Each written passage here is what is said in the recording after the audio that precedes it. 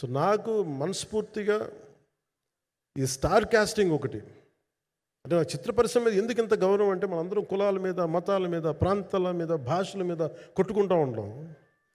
But any film industry take in this world, especially Indian film industry, దీనికి there is no caste discrimination, there is no region discrimination, there is no religion discrimination, nothing. It's purely your creative potentiality, purely your creative ability. నువ్వు చిరంజీవి గారి తమ్ముడు కావచ్చు, చిరంజీవి గారి కొడుకు కావచ్చు, లేదంటే ఇంకొకళ్ళు అబ్బాయి కావచ్చు, మేనల్లుడు కావచ్చు, ఇట్ డజంట్ మ్యాటర్. నీకు టాలెంట్ లేకపోతే నువ్వు నిలబడలేవు, నీకు సత్తా లేకపోతే నువ్వు ఇక్కడ ఉండలేవు. అది నా కొడుకైనా సరే.